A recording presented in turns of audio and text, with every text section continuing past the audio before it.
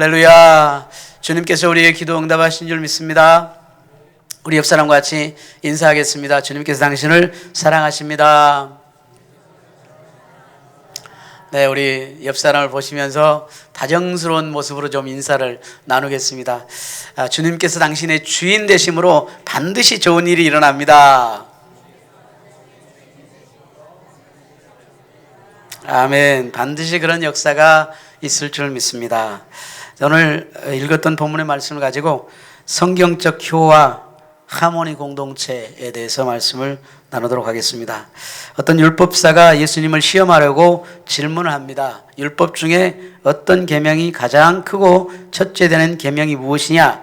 라고 주님께 묻습니다. 예수님께서는 율법 전체를 한 단어로 축약해서 해석해서 답을 하십니다. 예수님은 내 마음을 다하고 목숨을 다하고 뜻을 다하여 주 너의 하나님을 사랑하라 하는 것이 크고 첫째 되는 계명이고 둘째도 그와 같으니 네 이웃을 내 몸과 같이 사랑하라 이렇게 말씀하셨습니다. 이렇듯 사랑은 율법의 핵심 키워드입니다. 그래서 사랑은 율법과 선지자의 강령이라고 말씀을 하십니다. 강령이라는 말은 헬라어로 크레마타이라고 하는데 이는 못에 걸려있다, 매달려 있다, 의존하다 이런 뜻을 가지고 있습니다. 그래서 이 말은 구약의 모든 율법은 이 하나님의 말씀은 사랑이란 못에 걸려 있다라는 의미를 가지고 있습니다. 그리고 그 사랑은 효를 바탕으로 하고 있습니다. 즉 효는 하나님이 인간에게 주신 인류 보편적인 그런 고귀한 가치입니다. 문화가 다르고 민족이 다르고 환경이 달라도 어느 곳에든지 사람이 사는 곳에는 효가 있는 것입니다. 인천 순복음교회를 개척하셨던 고 최성규 목사는 성경을 효에 관한 책이다 라고 표현을 하셨고 효를 행하면 삼통한다 이렇게 말씀을 했습니다. 즉 효는 통시적이고 통교적이고 통념적이다. 다시 말하면 통시적이라는 말은 시간과 공간을 초월해서 대화가 가능하고 하모니가 가능하다. 통교적이라는 말은 모든 종교를 초월해서 이제 대화가 가능하고 그리고 하모니를 할 수가 있다. 통념적이라는 말은 모든 이념과 사상을 초월해서 대화가 가능하고 그리고 하모니가 가능하다. 하모니를 이룰 수 있다라는 것이었습니다. 이런 의미에서 효는 하나님의 마음, 즉 사랑을 담고 있고 효는 하모니의 정신이 바탕에 깔려 있습니다.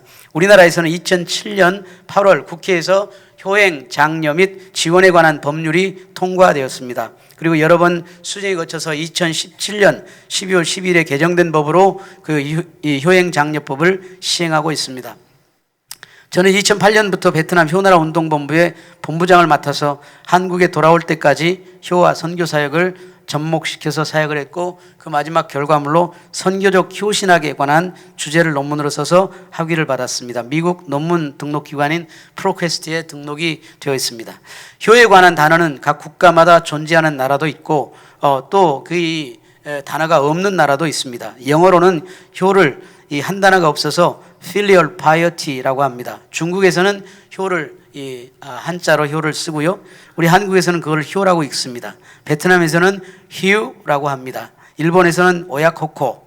그리고 지난해 8월 이 체코 신학교에서 효 신학을 강의했는데 그곳에서는 효를 후츠파라고 이렇게 이야기하는 것을 들었습니다. 이 효나라 운동본부에서는 효를 HYO 라고 이렇게 표기를 하는데요.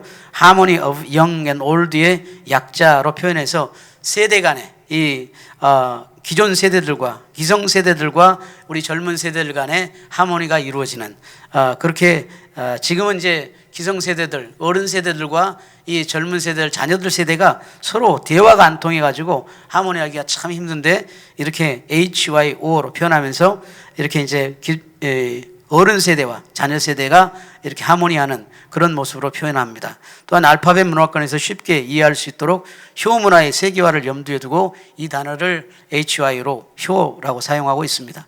오늘은 성경 속의 하모니와 효와 하모니 공동체에 대해서 말씀을 상고해 보고자 합니다.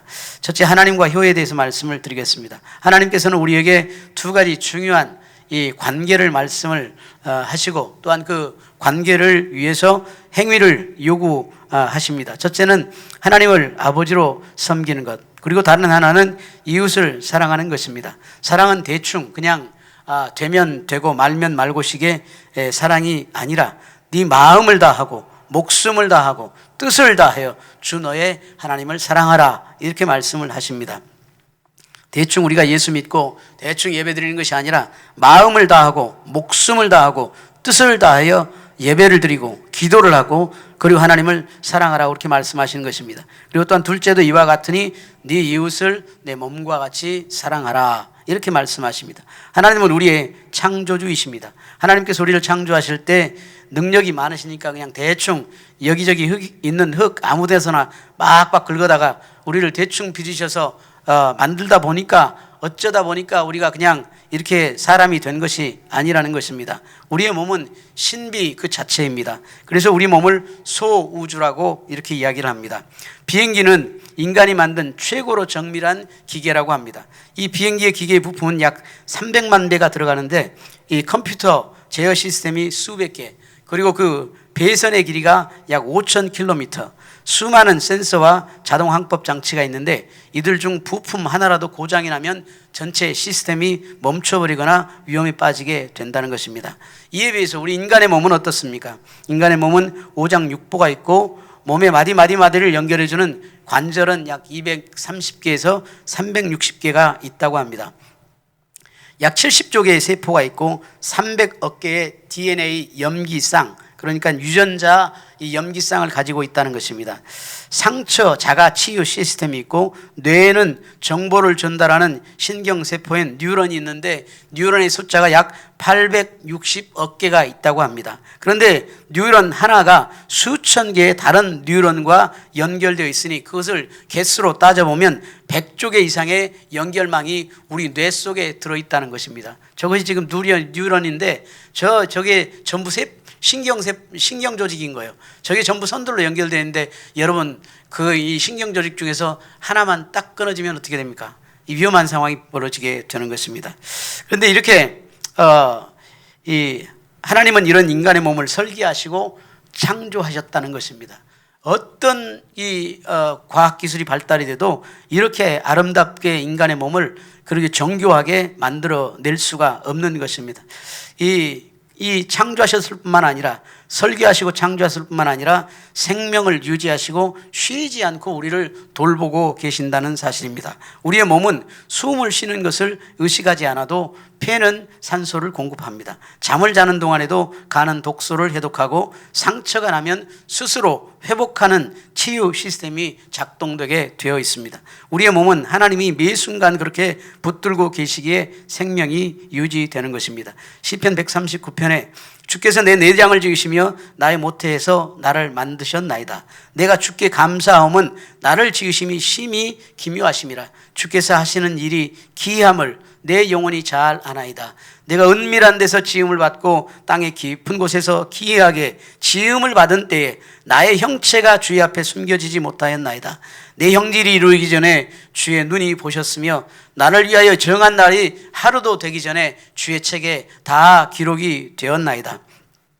하나님이여, 주의 생각이 내게 어찌 그리 보배로우신지요, 그 수가 어찌 그리 많은지요. 내가 세려고 할지라도 그 수가 모래보다 많도소이다. 내가 깰 때에도 여전히 주와 함께 있나이다. 이런 인간의 몸은 단순한 생물학적 구조가 아니라 하나님의 형상을 담은 성전이라고 하는 것입니다. 고린도전서 6장 19절에 너희 몸은 성령이 거하는 성전이다, 이렇게 우리에게 말씀을 하고 있습니다. 하나님은 흙으로 몸을 지으시고 그리고 생기를 그 코에 불어넣으셔서 영혼과 육체가 결합된 존재로 만들어 주셨습니다.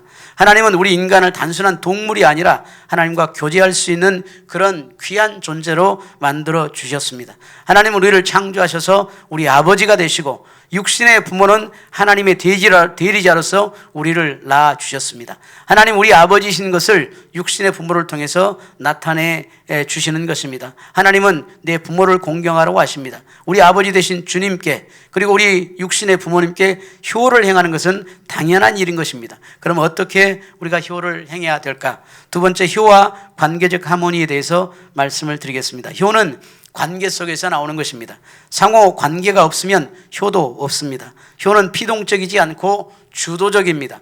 좋은 관계가 효를 만드는 것이 아니라 효가 좋은 관계를 만들어내는 것입니다. 하나님과 사람, 사람과 사람, 사람과 세상, 자연 환경과 좋은 관계를 만들어내는 것입니다. 예수님께서 저 높고 높은 보좌를 버리시고 낮고 천한 이 땅에 육신의 몸을 입고 오셨습니다. 오신 목적이 있었는데 그것은 우리의 죄 때문에 오셨습니다. 사실 죄가 아니면 우리가 주님을 만날 수 있는 기회가 전혀 없었습니다. 주님을 알게 된 것은 우리의 죄 때문인 것입니다. 그래서 우리가 죄를 감추고 죄가 드러나는 것을 수치스럽게 여길 것이 절대 아니라는 사실입니다. 죄는 드러날 때 회개하고 회개할 때 은혜가 우리에게 들어오는 길을 열어주는 통로가 되어지는 것입니다. 죄는 하나님과 우리의 관계를 단절시켰습니다. 원래 우리 인간은 하나님과 교통하고 대화하고 아름다운 관계를 맺도록 그렇게 살아가도록 창조되었습니다. 창세기 2장 보면 여호와 하나님이 땅의 흙으로 사람을 지으시고 생기를 그 코에 불어넣으시니 사람이 생명이 된지라 이렇게 말씀하셨습니다. 이 본문에 대해서 본라드와 브루그만이라는 이 신학자는 그 주석서에서 이렇게 말씀을 했습니다. 하나님이 얼굴을 맞대고 입김을 불어넣는 장면은 인격적인 관계의 시작을 묘사한 것이다. 인간은 창조 순간부터 하나님과 교제하도록 지어진 존재다 라고 이 관계적 존재로서의 인간에 대해서 이야기를 했습니다. 그래서 인간은 창조된 때부터 하나님과 관계를 위해서 창조된 것입니다. 그러나 아담과 하와가 사단의 꾀임을 받아 하나님께서 먹지 말라 하셨던 그런 선악을 알게 하는 나무의 열매를 먹어버렸습니다. 그것은 하나님의 절대 주권을 침범하는 행위였던 것입니다. 이 일로 인해서 인간은 에덴 동산에 쫓겨나게 되고 그리고 에덴 동산은 화염검이 지킴으로 다시 돌아가지 못하게 되었습니다. 하나님과 관계가 끊어진 인간은 죽음과 저주와 그리고 가시와 엉겅퀴가 나는 그런 삶을 형벌의 삶을 살게 되었습니다. 이렇게 하나님과 사람과의 관계가 끊어지게 되자 사람과 사람 사이의 관계도 어긋나기 시작했습니다. 그래서 다툼과 질투, 시기와 분열, 그리고 전쟁이 인류 역사에 끊이지 않게 된 것입니다. 인류의 죄는 계속해서 번져가고 확대되어져 갔습니다. 이런 죄 때문에 우리는 죽어야 마땅한 그런 사람들이 되었는데 이 문제를 해결하시기 위해서 예수님께서 이 땅에 오신 것입니다. 그리고 우리의 죄를 대신해서 예수님께서 십자가 위에서 고난을 당하시고 몸 찢고 피 흘려 죽임을 당하셨습니다. 그리고 누구든지 이 예수를 믿으면 멸망하지 않고 구원을 얻게 된다고 그렇게 선언하셨습니다. 요한복음 3장에 하나님이 세상을 이처럼 사랑하사 독생자를 주셨으니 이는 그를 믿는 자마다 멸망하지 않고 영생을 얻게 하려 하심이라. 하나님이 그 아들을 세상에 보내신 것은 세상을 심판하려 하심이 아니요 그로 말미암아 세상이 구원을 받게 하려 하심이라 이렇게 말씀을 하셨습니다. 여러분 효는 파괴하고 분열하고 나누는 것이 아니라 하나 되도록 세우고 건설하는 것입니다. 효가 살면 하모니하게 되고 교회와 가정과 학교와 일터와 나라가 살게 되는 것입니다. 효는 정적인 언어라기보다는 동적인 언어입니다. 행함이 강조되는 언어인 것입니다. 행함이 없는 믿음은 죽은 믿음이듯이 행함이 없는 효는 죽은 것입니다. 효는 죽은 사람에게 효가 아니라 살아있는 사람에게 효를 행하는 것입니다. 효는 예수를 믿음으로 하나님과 죄로 인해 끊어진 관계가 회복되어 영생 충복을, 영생 천국을 누리도록 하는 것입니다.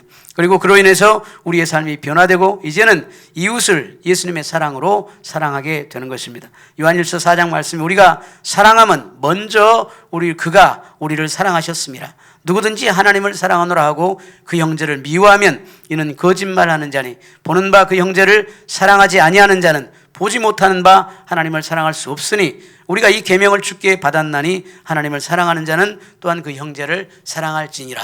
하나님의 사랑과 우리 사람에 대한 사랑이 서로 묶여있는 것을, 연결되어 있는 것을 우리에게 이야기하고 있습니다. 하나님을 사랑한다고 예배는 열심히 드리고 그리고 기도는 열심히 하고 찬양은 열심히 하면서 사람을 미워한다. 그것은 하나님의 사랑이 아니라는 것입니다. 거짓말한다는 것입니다. 그래서 우리가 하나님의 사랑 그리고 이 사람에 대한 그 사랑과 긍휼의 마음은 늘 같이 간다는 걸 우리가 기억해야 되겠습니다.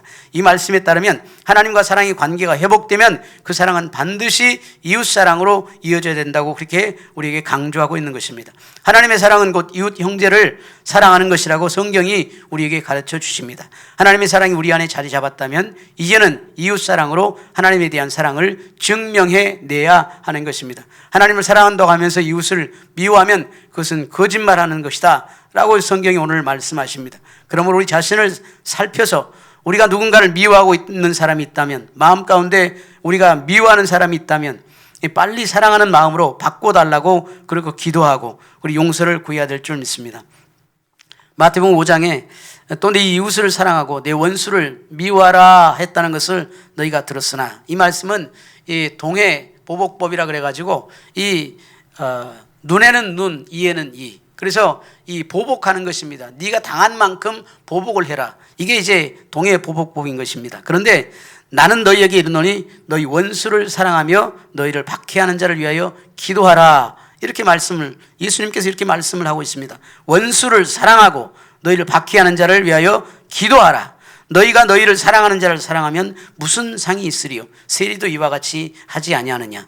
또 너희가 너희 형제에게만 무난하면 남보다 더하는 것이 무엇이냐? 이방인들도 다 이같이 하느니라.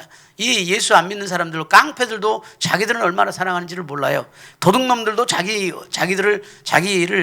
친구들을 얼마나 사랑하는지를 모릅니다. 이 이방인들도 이렇게 한다는 것입니다. 그러므로 우리가 예수 믿는 사람이라면 이 주님의 말씀처럼 원수를 사랑하고 박해하는 자를 위하여 기도하라, 이렇게 말씀을 하고 있습니다. 하나님은 우리에게 못할 것을 이야기하지 않습니다. 할 수 있기 때문에 주님께서 우리에게 말씀을 하시는 것입니다. 그래서 우리가 이건 사람이기 때문에 못하겠는데 이렇게 하지 말고, 하나님께서 우리에게 말씀하셨으니 한번 해보자. 하나님께서 우리에게 방법을 주셨을 것이다. 그러면서 우리가 기도하면서 성령으로 충만해서 이 일들을 행해가면 반드시 이 못하는 일들을 극복하게 되는 역사가 있을 줄 믿습니다. 이웃사랑은 곧 원수를 사랑하는 단계까지 이르러야 진정한 사랑, 진정한 효를 행하는 것이라고 말하고 있습니다. 물론 내가 사랑한다고 상대방도 나를 사랑하게 될 것이라는 그런 법은 없습니다. 그러나 예수님께서는 그렇게 배신과 거절을 당하시면서도 십자가에 못 박혀 죽임을 당하시기까지 우리를 끝까지 사랑하셨던 것을 기억하고, 그 십자가의 사랑으로 우리도 우리의 원수를 대해야 한다고 우리에게 도전하고 계신 것입니다. 십자가의 사랑은 위험한 사랑입니다. 그래서 십자가의 사랑은 위험한 사랑입니다. 사랑하다가 결국엔 죽음에 이르는 사랑인 것입니다. 진정한 사랑은 투자가 아닙니다. 투자는 내 이익을 위해서 얼마를 심는 것입니다. 그리고 심는 만큼 거둬야 되는데 본전 보고 투자하는 사람은 없습니다. 많은 이익을 남기려고 투자를 하는 것입니다. 그래서 사랑은 투자가 아닙니다. 그러나 하나님의 사랑은 순간의 눈앞의 이익을 위해서가 아닌 무너진 하나님의 나라를 세워가고 무너진 하나님의 사랑을 다시 세워가기 위해서 수고하는 것입니다. 거기에는 반드시 위험이 늘 도사리고 있지만 성경은 거기에 복이 있다고 하십니다. 마태복음 5장에 의를 위하여 박해받는 자는 복이 있나니 천국이 그들의 것임이라. 나로 말미암아 너희를 욕하고 박해하고 거짓으로 너희를 거슬러 모든 악한 말을 할 때에 너희에게 복이 있나니 기뻐하고 즐거워하라. 하늘에서 너희 상이 큼이라. 너희 전에 있던 선지자들도 이같이 박해하였느니라. 핍박받고 박해받을 때 우리가 기뻐할 수 있습니까? 그런데 주님께서는 그렇게 하라, 이렇게 이야기를 하는 것입니다. 이런 사랑은 결국 하나님의 미랄이 썩어져서 많은 열매를 맺음같이 하모니를 통한 효의 열매를 주렁주렁 맺히게 될 것입니다. 이런 축복이 우리 순복음 영락교회 모든 성도들에게 가득하시기를 주님의 이름으로 축원합니다.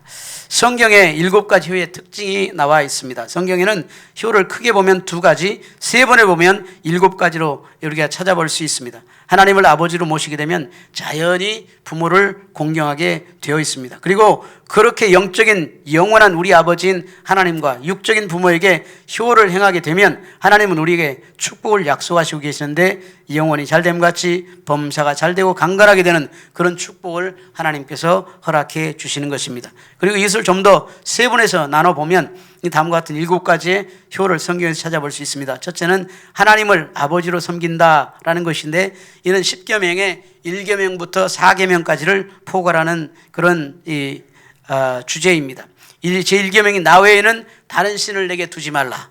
제2계명은 너를 위하여 새긴 우상을 만들지 말고 또 위로 하늘에 있는 것이나 아래로 땅에 있는 것이나 땅 아래 물속에 있는 것에 어떤 형상도 만들지 말며 그것들에게 절하지도 말며 그것들을 섬기지 말라. 나 내 하나님 여호와는 질투하는 하나님인즉 나를 미워하는 자의 죄를 갚되 아버지로부터 아들에게 3, 4대까지 이르게 하거니와 나를 사랑하고 내 계명을 지키는 자에게는 1000대까지 은혜를 베푸느니라. 하나님을 사랑하고 하나님의 계명을 지키는 자에게는 1000대까지 은혜를 베푸신다. 1000대 1000배의 축복을 성경은 약속하고 계십니다.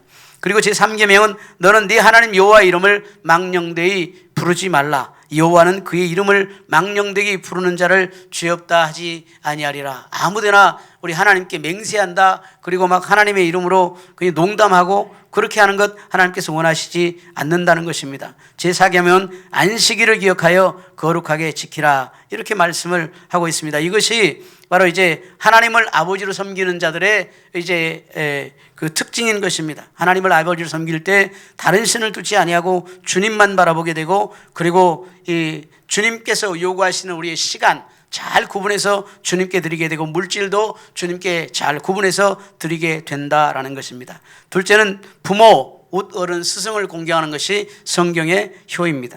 내 부모를 공경하라. 그리하면 네 하나님 여호와가 내게 준 땅에서 네 생명이 길리라. 제5계명, 10계명 중에서 제5계명이 바로 이것입니다. 사실 이 두 계명이 큰 계명입니다. 그러나 우리가 더 깊이 효를 생각하면 그동안 전통적인 효의 문제는 아랫사람이 윗사람을 섬기는 것으로만 생각되어 온 것이 효입니다. 그러나 성경은 그렇게 말하지 않습니다. 그래서 이제 셋째 이제 특징이 나오는데, 자녀, 어린이, 청소년, 제자를 사랑하는 것을 효라고 이야기합니다.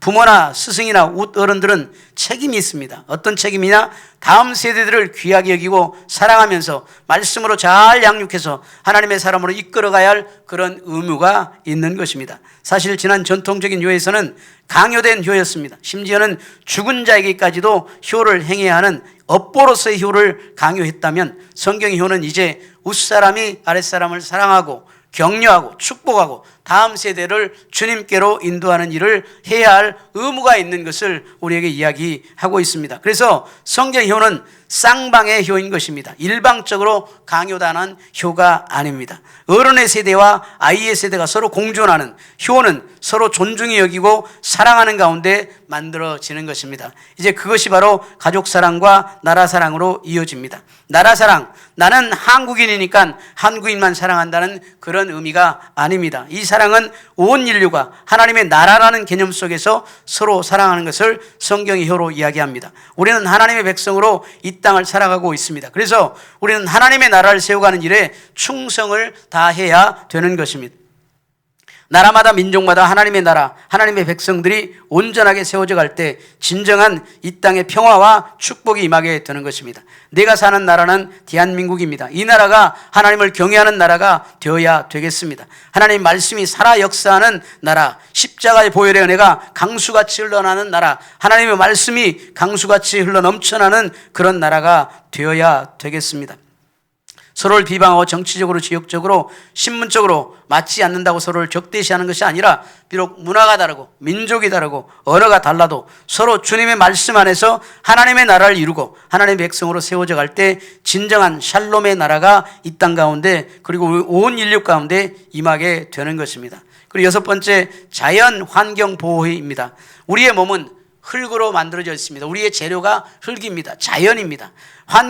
그래서 환경이 오염되면 우리 환경이 오염되면 우리에게 병이 찾아오게 되는 것입니다.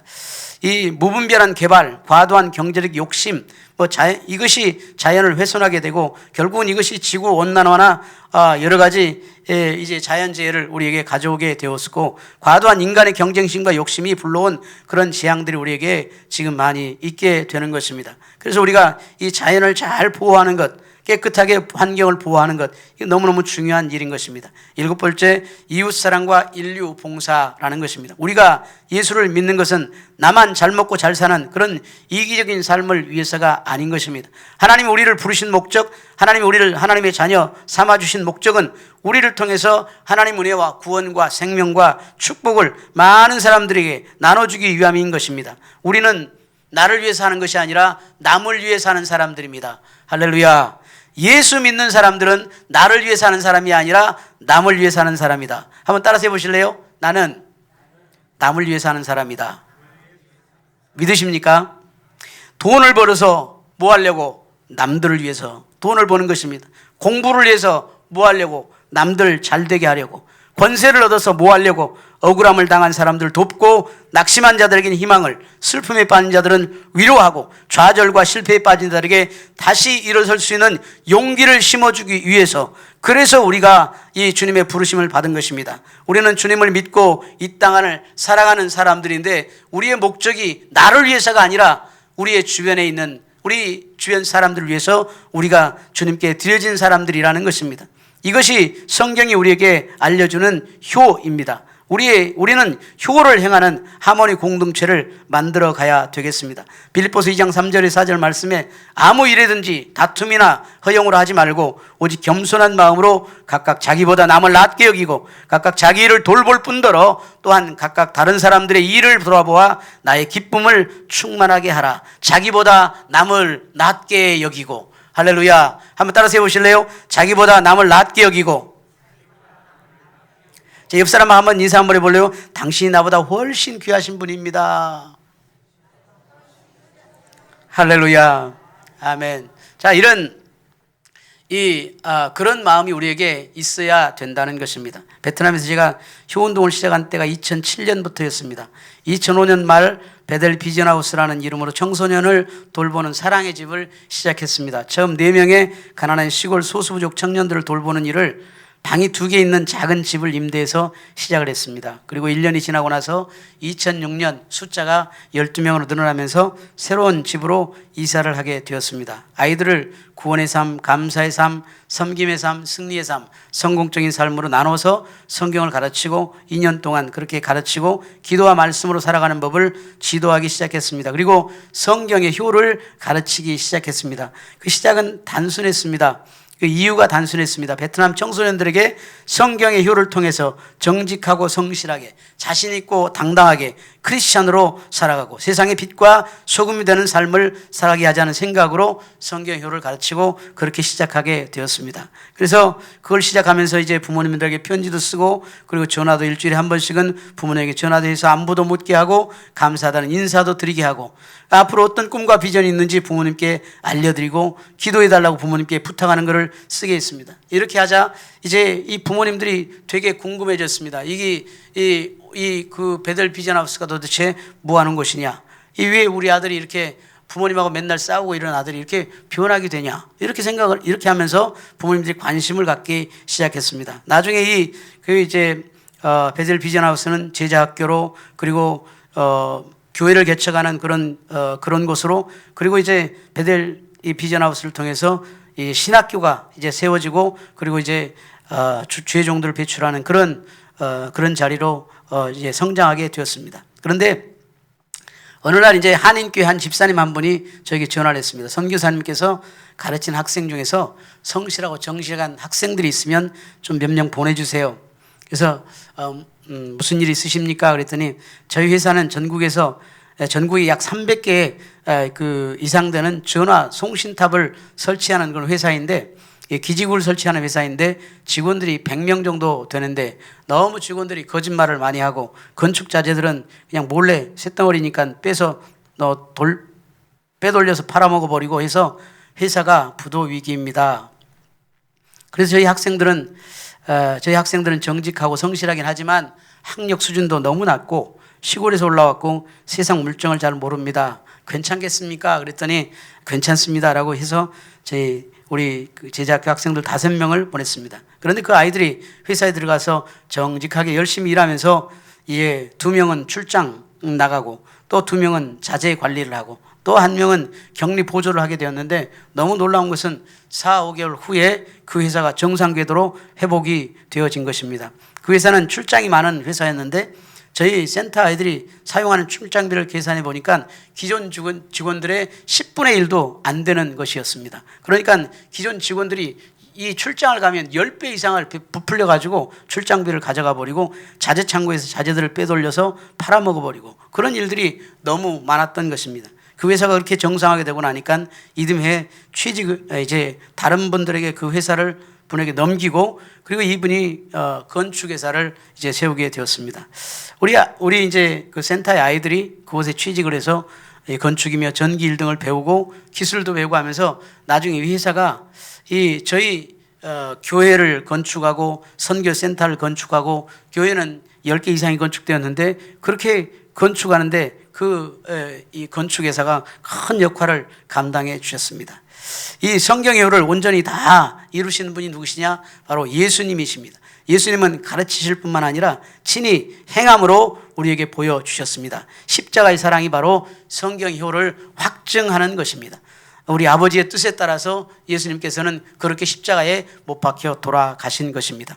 예수님께서 행하신 효를 거울 삼아서 우리의 개인과 가정, 교회가 성경의 효를 실천적으로 도전적으로 이루어가는 교회로 소문난 교회가 되기를 바라고, 또한 성경의 온전한 효를 이루어서 하나님께 영광을 돌릴 뿐만 아니라 우리의 삶과 가정, 우리의 일터와 사회가 복되고 소망 넘치는 기쁨과 은혜가 넘쳐나는 그런 우리 사회로 만들어가기를 간절히 소망합니다.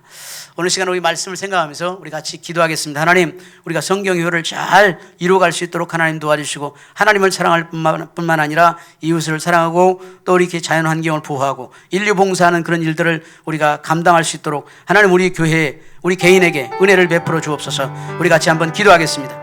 할렐루야. 좋으신 아버지 하나님, 주님 은혜와 사랑을 진심으로 고맙고 감사합니다. 오늘 귀한 시간 아버지 주님께서 우리에게 은혜를 허락하여 주시고 귀한 말씀 주심을 주님 감사합니다. 하나님 아버지, 성경적인 효, 아버지 하나님 효를 우리 잘 이루어서 우리 교회가 하모니하는